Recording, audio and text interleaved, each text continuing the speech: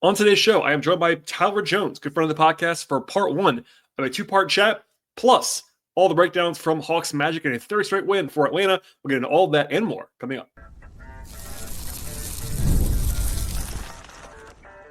You are Locked On Hawks, your daily Atlanta Hawks podcast.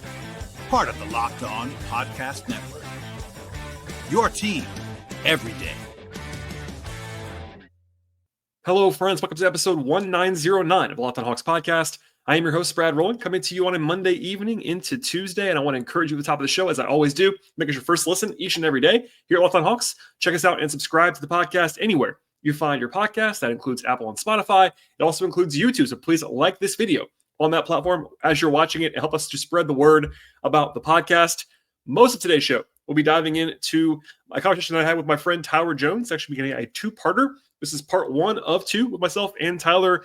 This is the best window to make that happen. I usually would not record this after a game in lieu of my normal episode that I would break down the game. But this time around, my only solo segment on this two-part podcast will be this first segment talking about what became a really nice win for the Hawks, honestly. Their first straight victory for Atlanta, 4 of the last 5 for the Hawks, and of course 3-0 now since the deadline passed on Thursday afternoon. It was a tight game the entire way.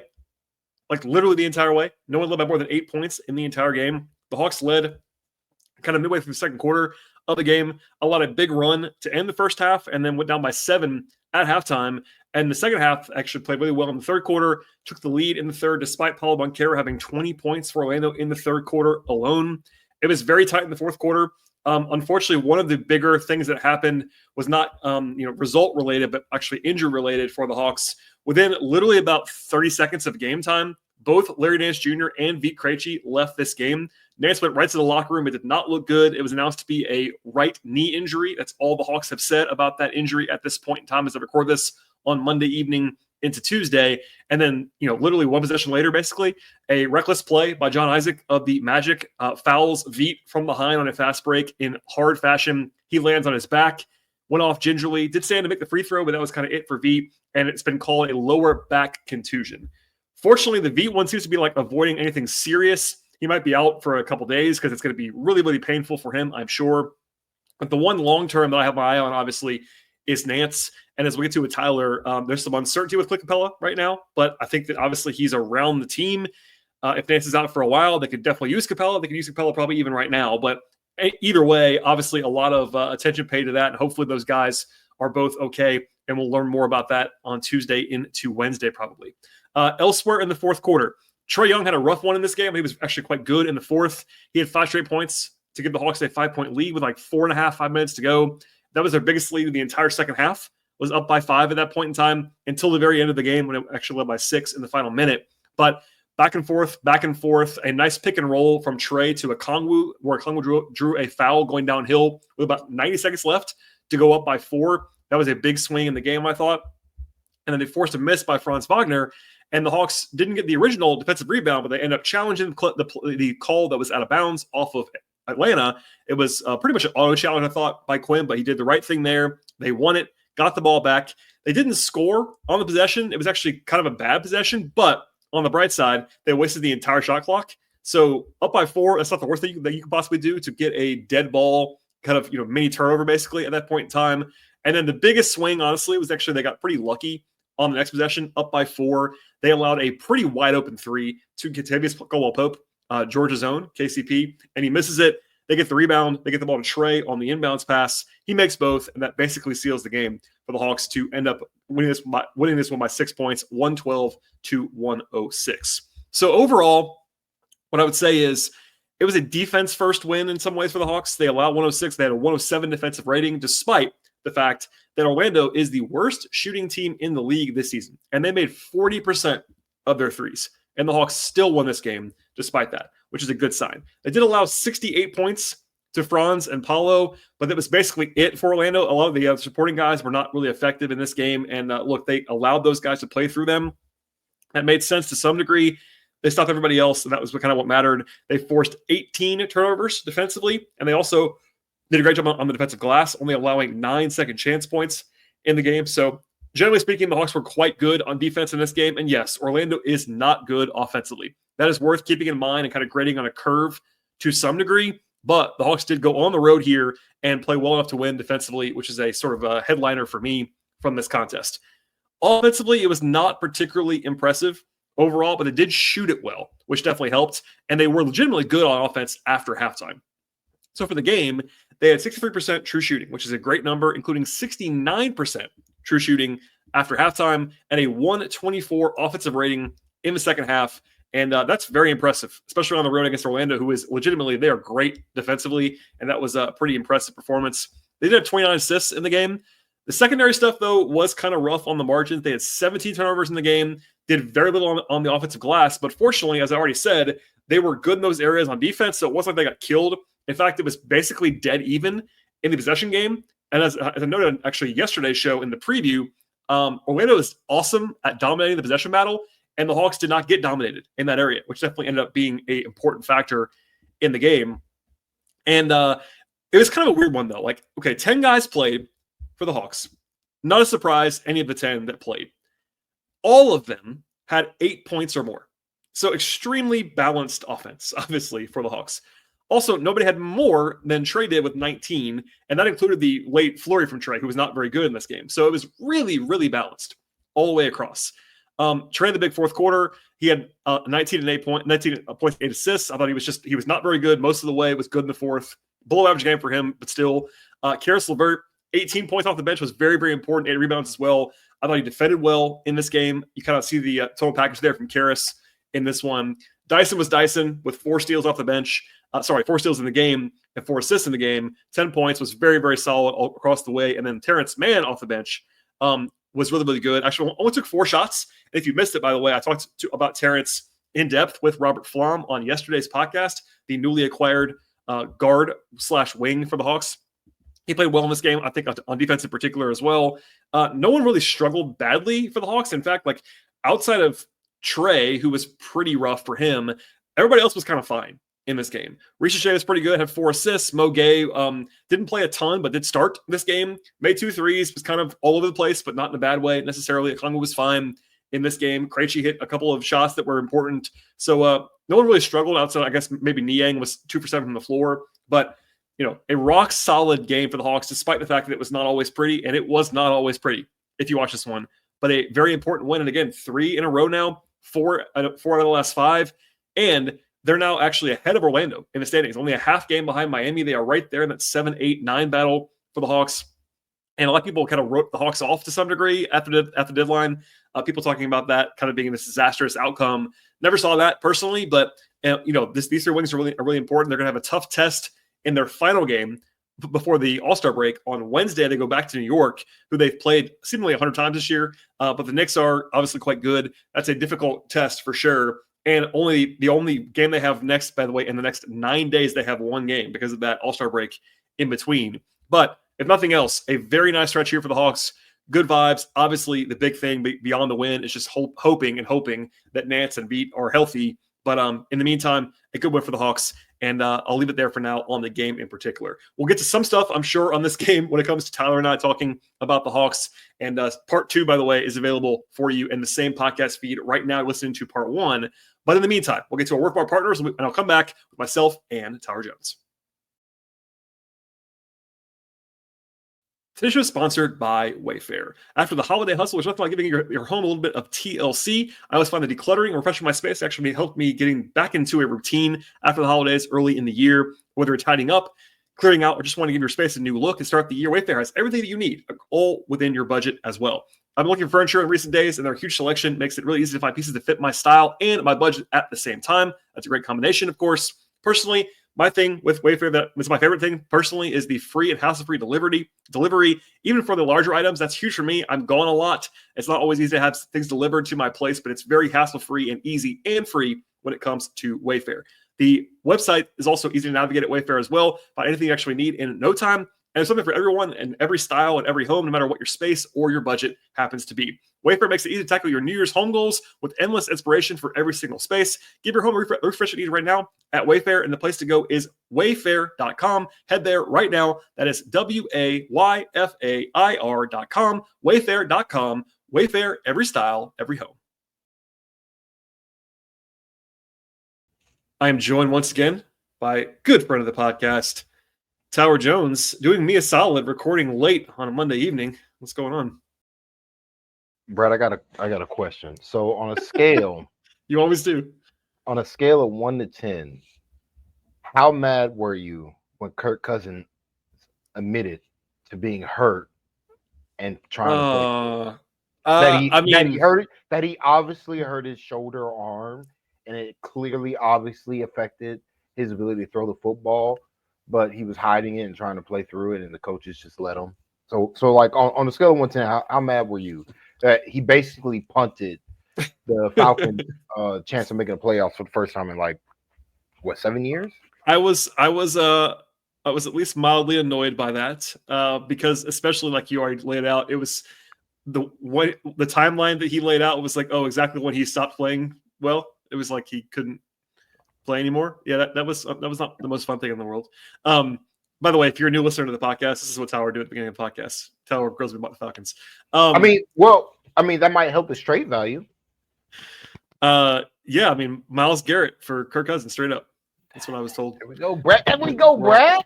We're all set. We're all set. I told you I'm back in. I'm back in, right?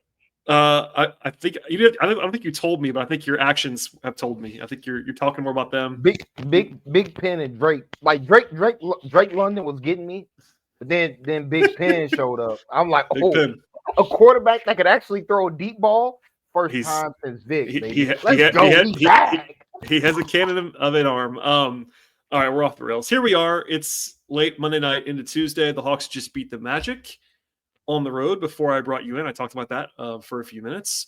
But a nice win. I mean, it wasn't like the most pretty win in the world. We don't often do a ton of like game stuff when you and I talk, but because we're talking about after the game, what did you make of this one? And obviously, this is 3 games after the deadline. You know, the first game, there was the skeleton crew. The last 2 games has been with the new guys involved, and obviously we'll talk about that. But I mean, what did you make of tonight? If you had any takeaways from the win over Orlando? Well, it was a good hockey game. You know, yeah, it was physical. The Magic were tough on the forecheck, but like the Hawks kind of pulled through at the end, so that's good on them. Yeah, I don't know what the refs are doing. I didn't want to start this podcast talking about the referees, Brad, but I'm here now. Here we are.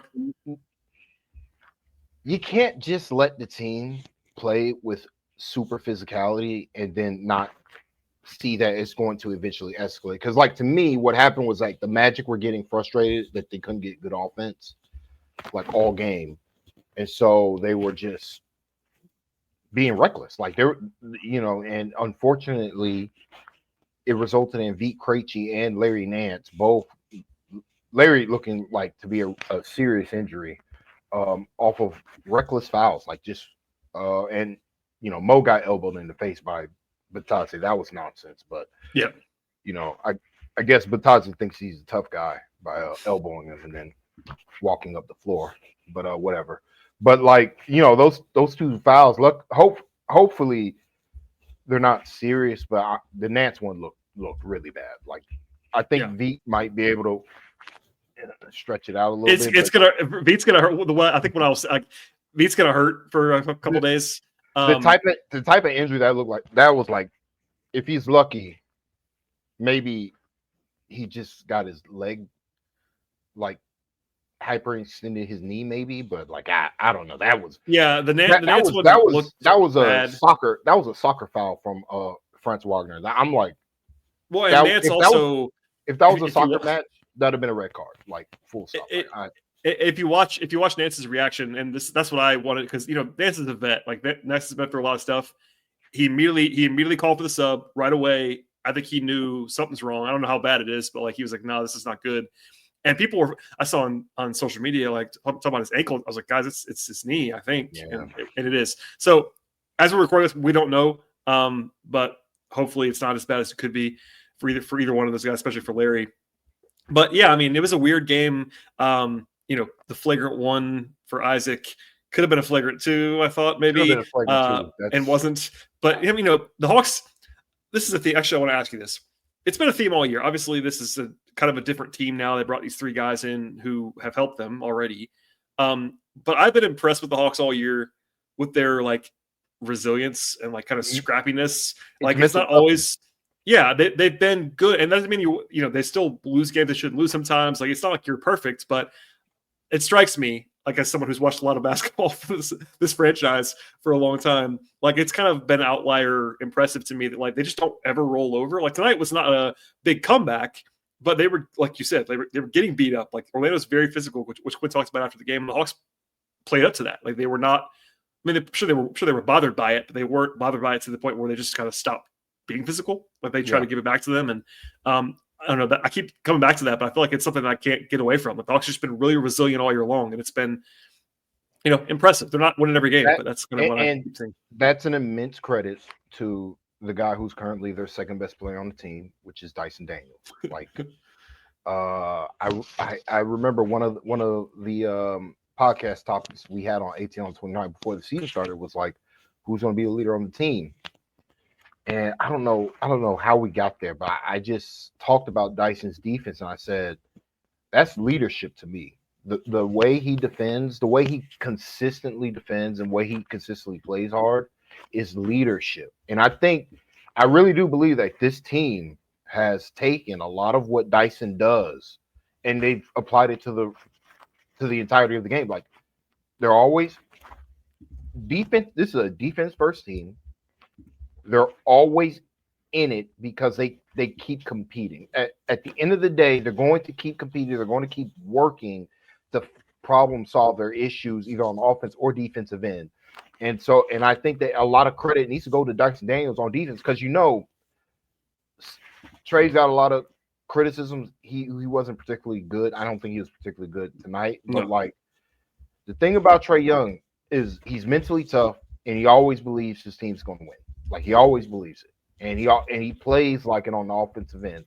And so now you got his counterpart on defense with Dyson Daniels. It's a good like sun and moon combo those two got going on. I'm really liking how just overall Dyson Daniels has really stepped up his game, particularly on the offensive side of the floor. But like, to me, when you're talking about, that they always stick with it. Bad things happen, and it's like next man up mentality with this team. I think part of that has to do with Quin Snyder willingness to play most like 10 plus guys every game, 9, 10, like go to different rotation players and give them real rotation minutes. Like, even when the injuries are out, he'll play Keaton Wallace 17 minutes.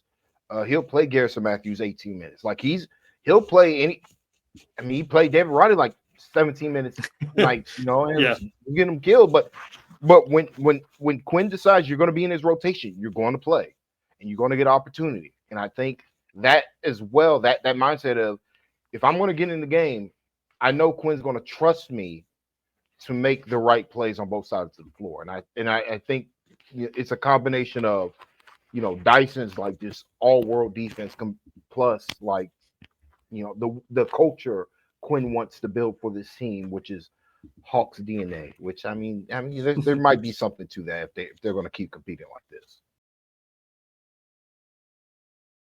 Today's show is sponsored by Open Phone. Running a small business means you're actually wearing a lot of different hats. Your personal phone becomes your business phone, and before you know it, you're juggling customer calls day and night. As your team grows, it becomes impossible to manage everything with just your personal number, and that is where Open Phone comes in. It's the #1 business phone system designed to help you keep your work and personal life separate via your phone.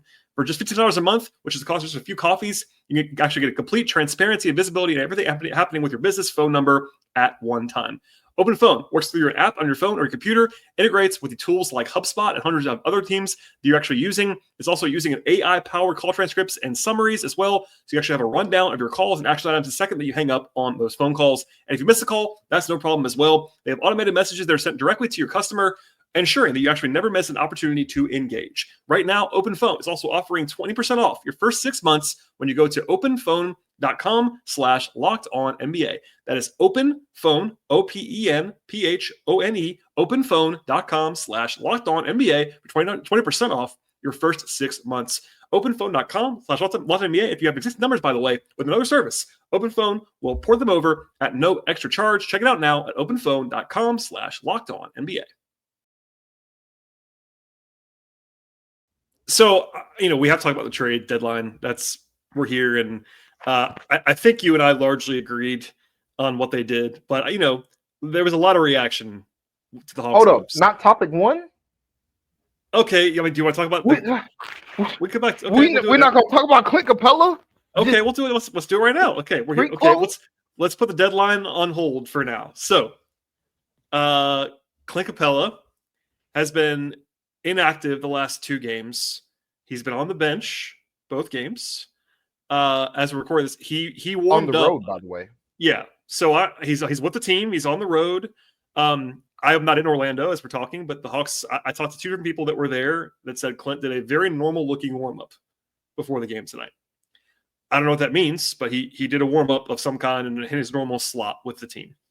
There's some stuff that I know and I can't report yet. This is not one of those things. I actually don't know the answer of what's going on here.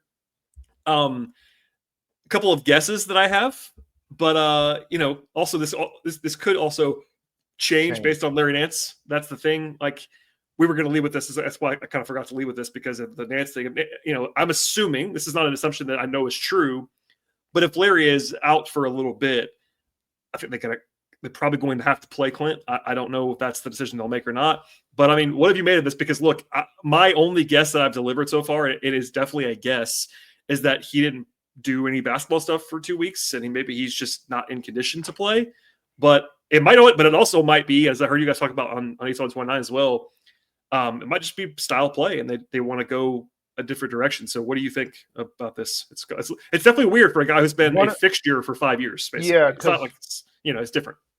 The one thing I'll say, because anything more would just be pure speculation. I don't want to speculate too much here about the Capela situation, is that the Hawks are interested in signing Nance to a longer term contract. Like, they do want to do a contract extension with Larry Nance. Yep. That might lead to the theory that me and the guys on 18 on 29 are talking about, which is they promised Nance playing time after the trade deadline. Like, it was like, hey, because they plan to move forward with Larry Nance being in the rotation, whereas Capela, this is potentially his last season as an Atlanta Hawk. And so, like, I just think that's what's going on. But it is still a little weird, because for all of Capela's faults, they could have used him tonight, full stop. Like, especially with the physicality the Magic were trying to throw the weight around. They probably could have used Capela. Not probably. They definitely could have used Clint Capela. To me, I do think there might be something to style of play, and a combination of, they want Dyson driving to the rim. They want, Riche being more comfortable on the offensive side of the floor, and it's just hard to do that with Capela. Like, it just is. It's just the reality of Capela's game. So if Capela's back, it's going to be interesting both on how Quinn orients his rotations, who plays with Clint, and does he play in a lesser role? Does Conwell just play 30, 32 plus minutes a night based on how the Hawks want to play? Because I do think there is something to offensively Capela really not meshing with what the Hawks want to do right now. Because the Hawks are, I mean, they swapped Hunter. We could talk about the trades for a little bit. They swapped Hunter for LeVert and Mann and Niang, basically all 3 of those guys. And, like, it's very noticeable the additional ball movement that's going on. Like, there's, I skied at this or posted this on Blue Sky that the Hawks were getting some good offensive actions, especially in the first half, with Trae Young on the floor and Trae Young not doing anything. Like, it was like Man and Niang running 2-man game, or LeVert and Man doing some 2-man actions to get an open corner 3-pointer. Like, it was unique offense that the Hawks have not had on this team, where it wasn't centered on Trae Young. And so that's a new element for the Hawks. That should be exciting if you're a Hawks fan, because, like, anything that takes pressure off Trae is good for Trae Young in the long term. Like, if you can, and these 3 guys have shown real abilities to put the ball on the floor, make the right reads, make the right pass, make dynamic plays with the ball in their hands as well. So I just think Capela as well. Capela and Hunter just don't fit the vision that Quin has for this team going forward. But for Nance, unfortunately, Yeah. that injury might have to stall some things out. They're gonna have to adjust what they do. Yeah, it could be. And again, like we are guessing here. I try to delineate when I'm know things and then reporting things, and when I'm guessing things. This is all in the speculative guessing phase. But yeah, I mean, look at like let's just say the rotation they're playing right now. Everyone that played tonight, all 10 guys, are all comfortable as passers, as playmakers to some degree. Like, that's just it is a different look, and not just Capela, but you mentioned Hunter. That's not Hunter's thing. Nope. It's not Garrison Matthews' thing, who's not playing right now, for instance. Really, Dom is more skilled than Clint, but Dom is more of a, like, he's not really a playmaker offensively. He's a play finisher. Finisher. Mo Gay is the closest to not really being a playmaker. He's really a play finisher. Mo can make some plays. Passes and some. He's a skilled guy. He has a real live dribble. So like, it's different. It's just the issue with Mo is sometimes he gets not where he's supposed to be on the floor. Overzealous. Yeah. No, I mean, and that's to the thing. Like, my guess on, until pending Nance, the last 2 games, my guess is some combination of conditioning and potentially a sea change. Because it's a great point you're making. Because look, the Hawks were a lot closer to trading Clint than they were ever to trading Nance, and they're both expiring contracts. It would have been easier for them to trade Nance. Absolutely. Because he makes half the money that Clint does. It's almost that simple. And they didn't do that. So there is speculation, and I've heard the buzz too, they might want to keep Nance long term. We'll see. But there is play style too. I do think that getting ahead of this a little bit, if Nance is out for a bit, I'm going to guess they go back to Clint. Like, there is a world. I mean, people were asking me tonight, like, do they just play Dom or Mo at center? I wouldn't rule anything out. No, I wouldn't rule it out either. That's what I'm saying. I'm only guessing. They could do that. I mean, Dom has been playing. I mean, I think Dom is a center mostly. Yeah. He's been playing the 4 in Atlanta out of necessity because they haven't really had any until the Mo thing happened recently. But in the G League, it's mostly Dom at center when he's playing at College Park. Mo obviously has the defensive chops to maybe play some center. Offensively, it's a little weird, but they could do that if they want to stay in this play style. But I think also it's notable to me, as someone who's been around the league for a long time, that like Clint being with the team on the road, sitting on the bench, like he's not shutting. He's not shutting him down. Yeah. Like if they were just like, "Hey, Clint, you're going to be chilling," they would just let Clint go home, like out of respect for him, probably. If there was no way he was going to play. So correct me if I'm wrong. Didn't Field say? Because the question of buyout with Clint did come up, and they said value. I am the one that asked. I asked Landry at the presser if they plan to have Clint come back and play, and he said yes, and then he gave a different answer about Clint in a different way. So he didn't really, he didn't expand on it, but I asked it that way because I thought they could buy Clint out, and he had been away from the team, but he made very clear that the answer was yes, he's going to come back to the team. But come back to the team doesn't mean he has to play. Like, that's the thing. Yeah. Like, it's been a kind of not, today was less surprising than it was the other day that he's been inactive. Because like, I'm just to take people behind the curtain. The last 2 games, I try to get the news out there as fast as I can about starting lineups, things like that, right before the game. I've been looking for 2 different things the last couple games: starters and is Clint active or not. And that's not normal. Like, Clint's always active. Like, it's not like it's and there's no injury distinction. So until about 2 weeks ago, when this bogey thing started happening and Capela started happening, unless there was an injury, you just assume guys are going to be active. There's not so it's a little bit weird right now. Also, the All-Star break's coming. Like, at one more game before the break, is there a chance they just said, hey Clint, why don't you take your time, come back, and just be ready to play after the break? That could happen too. I don't really know. It is possible to defend Clint a little bit more. Like, physically, he wasn't looking strong before they sat him. I should say this. I've been told repeatedly, and look, believe what you want. I've been told repeatedly that the back spasms were actually real. Okay. Now, whether he could have played or not is a different issue. I would guess he probably could have physically played, but based on the deadline stuff, I think everybody just assumed, oh, he's not hurt. It's just a fake. But as we all saw, they changed it to personal reasons when he was actually back with the team. So the back thing is kind of real, at least. So that's all. He's not. If you, I mean, I've watched Clint play a lot. He isn't the same athlete, regardless, that he used to be. We all understand that.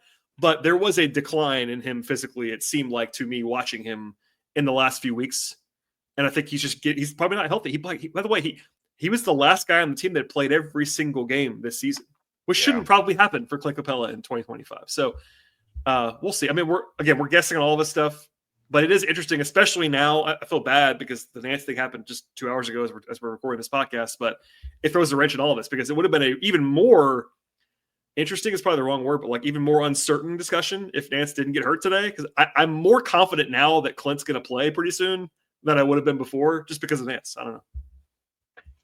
Yeah, because just last thing overall, like, yeah, Capela's one of the better players on the team. He's better than Nance. I still think so. I think so as well.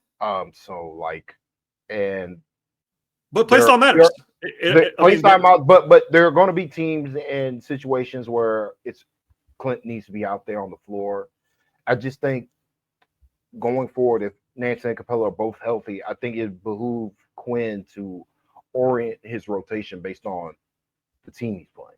So like if it's more important, you need Capela, you need rim protection, you go with Capela. If it's more important that you need to play 48 minutes of Okongwu Nance offense where the center is the hub, offensively, then go with that, and maybe you play Capela like 5 minutes a night. That's not something we just talked about there earlier in the podcast. That's not something Quin actually does. He doesn't like to just spot duty guys. He wants to especially for vets.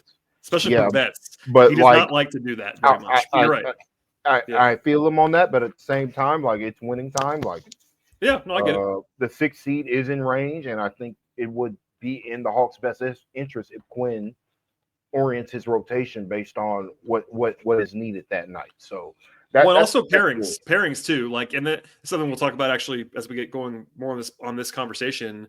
But like, who plays with who? Because I mean, I'm not trying to single this out, but I think Niang and Nance just is not going to work. It didn't work tonight. I think they were like -6 in their minutes tonight, it wasn't a disaster, but like, just, I like both those guys. They're both skilled players. I think offensively it would work. I don't see a world where they're stopping a good offense with Niang and Nance playing 4 or 5 together. I think Quin could have helped himself by putting Ricochet with those two guys. Well, I mean, if you play like Dyson, I think Gay was out there for one of those stretches. They did have Niang play a little bit of 3. Yeah, they had Niang play a little bit of 3 in this game. But yeah, I mean, I guess I should say there is a world if you were to put them with like Dyson, Man, and Ricochet, like maybe you just get by with it. If Quin's going to try Niang and Nance, he's got to be smarter than with how he's not with Trey. Not with Trey would be definitely what not right away. That keeps happening. All right, that is all for part 1 of 2 with myself and Tyler Jones. Please stay tuned for part 2 anywhere you're finding or listening to this podcast, whether it's Apple or Spotify, Amazon Music, as well as YouTube on the video side. Please like the videos you're watching this podcast, and please subscribe. Part 2 should be available right now in this same podcast feed. Please follow the show on Twitter/X at Locked On Hawks. Follow me there if you want to at BT Rowland. I'm also on Blue Sky at BT Rowland. And you can find my non-podcast work at patreon.com/BT Rowland. One more time, please stay tuned for part 2, and we'll see you over there next time.